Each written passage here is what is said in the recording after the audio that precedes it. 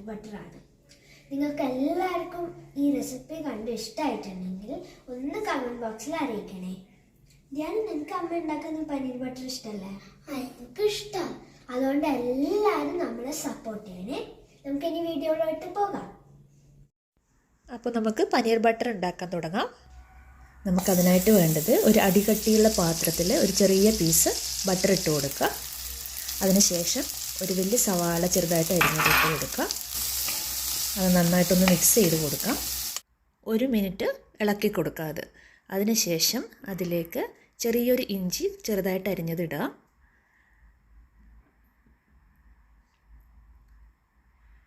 എന്നിട്ടൊന്ന് ഇളക്കി കൊടുക്കുക.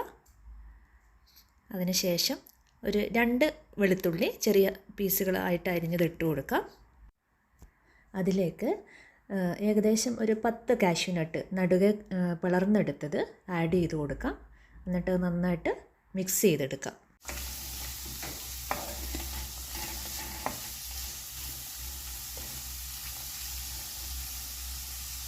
ഏകദേശം 2 മിനിറ്റ് നേരം നമുക്ക് ചെറിയ തീയിൽ അതൊന്ന് നന്നായിട്ട് വേവിച്ചെടുക്കാം.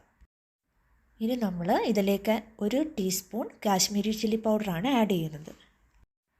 നന്നായിട്ട് മിക്സ് ചെയ്ത് കൊടുക്കാം.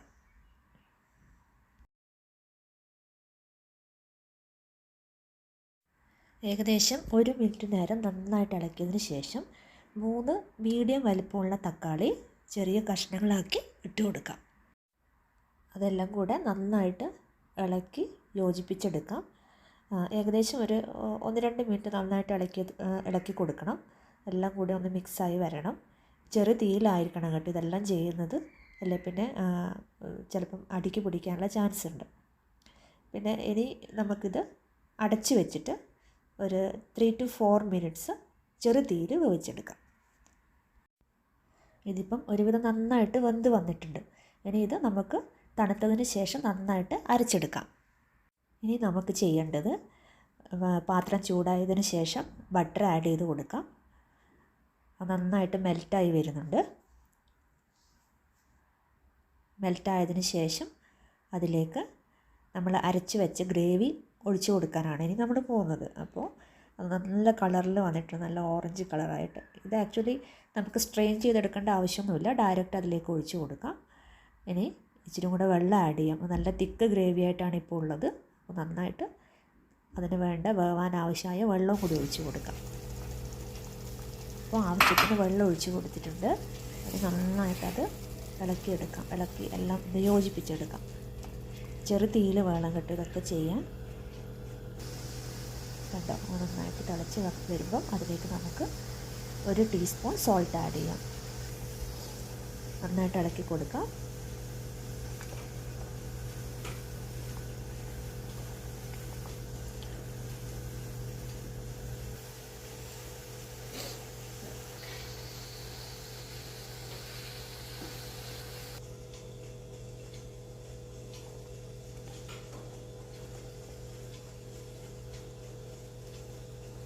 ഇത് കണ്ടോ ഇതിപ്പോൾ നന്നായിട്ട് തിളച്ച് വന്നിട്ടുണ്ട്.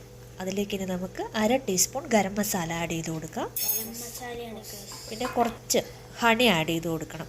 കാരണം ഈ കറി ഒരു നല്ല സ്വീറ്റായിട്ട് വരുന്ന കറിയാണ്. നല്ല മധുരവും പുളിയും ഉപ്പും എരിവും എല്ലാം കൂടെ ആയിട്ട് നല്ല ഡെലീഷ്യസ് ആയിട്ടുള്ളൊരു കറിയാണ്. ഇനി നമുക്കിതിലേക്ക് പനീർ ക്യൂബ്സ് ആഡ് ചെയ്ത് കൊടുക്കാം. ഞാൻ പ്രൈഡ് ഓഫ് ഇന്ത്യയുടെ പനീർ ക്യൂബ്സാണ് ആഡ് ചെയ്യുന്നത്. അത് കുറച്ച് സമയം വെള്ളത്തിലിട്ട് വെച്ചിട്ടുണ്ടായിരുന്നു. അത് നമുക്ക് കുറച്ച് ആഡ് ചെയ്ത് കൊടുക്കാം. 200 ഗ്രാമാണ് കേട്ടോ ഞാൻ ഉപയോഗിക്കുന്നത്. അതൊരു പാക്കറ്റിൽ 200 ഗ്രാമാണ് വരുന്നത്. അതാണ് ഉപയോഗിക്കുന്നത്.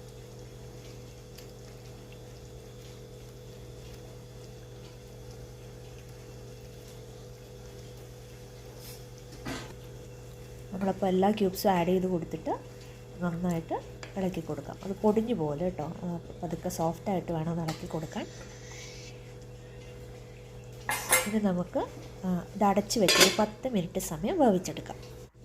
10 മിനിറ്റിന് ശേഷം നമുക്കത് തുറന്ന് നോക്കാം. ഗ്രേവി നന്നായിട്ട് തിളച്ച് നല്ല തിക്ക് ഗ്രേവി ആയിട്ട് വന്നിട്ടുണ്ട്.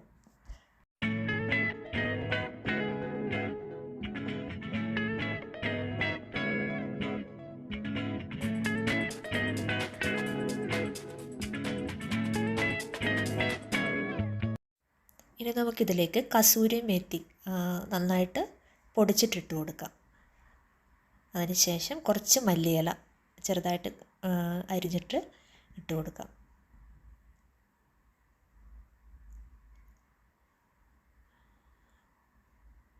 കാണുമ്പോൾ തന്നെ നല്ല തിക്ക് ഡെലീഷ്യസ് ആയിട്ടുള്ള നല്ല ഓറഞ്ച് കളറിൽ വന്നിട്ടുണ്ട്.